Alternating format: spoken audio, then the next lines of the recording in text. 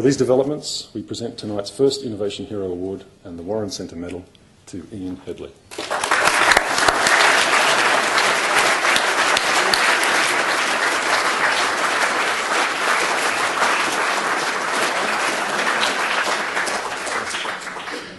Tonight's second Innovation Hero Award and the Warren Centre Medal is presented to Dr. Alex Zelinsky.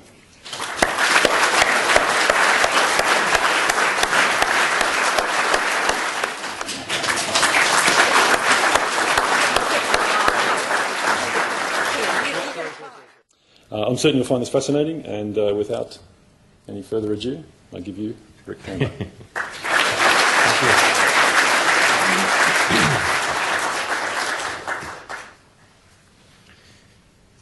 Distinguished guests, ladies and gentlemen, and of course Mum and Dad, welcome.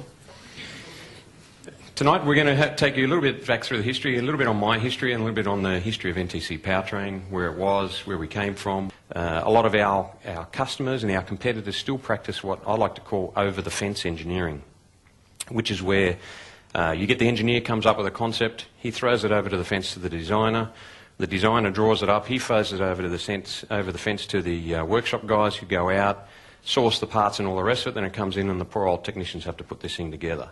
A gentleman that hired me into Borg Warner many years ago, a gentleman named Eric Wilfinger, said to me, if your grandmother can't put it together, you will never manufacture it in high volume production. And that's a good thing that I've taken forward. Now, of course, today it's probably my mother and father, but anyway. So in a bar in Detroit, we decided that we were going to start our own company and we were going to take on people like Ricardo, etc. So we started our company called Nauditech. We had several ways that we were growing the business. One is we were just doing engineering for hire, where we get paid for engineering and that was it. Another one is that we would develop our own technologies and we would license them to customers as well. Then we had a bit of a mix of that. We were doing part engineering fees, where we charge them about 50% of the engineering costs, and we're getting a part royalty as well. And then, of course, the last one was where we were designing and developing our own products and manufacturing them in Australia and selling them globally as well. So we had several ways. So part of this was really looking at, what makes sense, what's the best way to go back with the customer, and talking to them about it too, to see if they wanted us to be the manufacturer. If you look at this scale here, where this is quality and features, this is time and cost. As you climb this curve, as you develop a product, you get to a sweet spot, which is really where your ultimate return on investment is. You may have a lot of ideas that have come out which are up in this space, but what you do is you hang on to them, put them into the back burner, you continue, you finish the product, you get it out there, and then a year's time you'll find other technologies come up. Now you can apply your ideas again to these new technologies, and you can ride the curve again. So it gives you returning revenue. Yeah? In '99, Borg Warner approached us and said, look, Volkswagen's got this idea called a dual clutch transmission. It's not new. The concept actually was invented in the Second World War. So we went out and we did a lot of work developing this product with Borg Warner. We went through and we invented new technologies, we invented new solenoids, we invented new clutch plates, lube control strategies, we even invented new software, and all of those have patents around them now.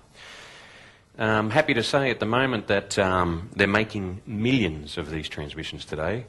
I did a presentation recently to the IAME in Queensland, and we identified 40 vehicles today that have dual clutch transmission technology in them. Some are wet clutch, some are dry clutch, but it's taking off like fire, basically. Sorry, like a thermal event. Another one that we did, that we worked on, of course, was the Nissan GTR. And again, a lot of the software that's in there, there's 5 patents in there that my guys came up with on the software side for controllability of the transmission. So you can see we're working on sports cars and we're working on high volume passenger cars. But we're also doing other things as well. We were developing hybrid systems for road haul trucks. This was a hydraulic hybrid for a company called Permadrive, and for Dana and Eaton in the US, it uses hydraulic pumps and motors in the drivetrain. So when you put your foot on the brake, the hydraulic motor turns into a pump. It stores that hydraulic pressure and that hydraulic energy in big accumulators, and when you go to take off again from the lights, it turns that pump turns into a motor and it helps you accelerate away. It's very important that any of your IP that you come up with that you protect at the end of the day.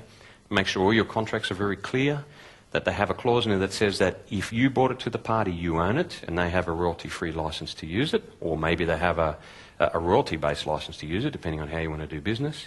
If your customer has the technology and brings it to you, then it gets used in the product, but you also have access to that technology. And whatever you develop together, you both have equal rights to at the end of the day. Of course, thank you for the Warren Centre for the awards and for helping us to gain recognition for what we've done, because that really means a lot to us when we go out and you meet with companies around the world and say, well, we won an Engineering Excellence Award, or we won an Innovation of the Year Award, or etc. It makes people stand up and take notice. And the last thing I want to say is congratulations to the award winners tonight. Keep up the good work, and we hope to see more of you next year. Thank you.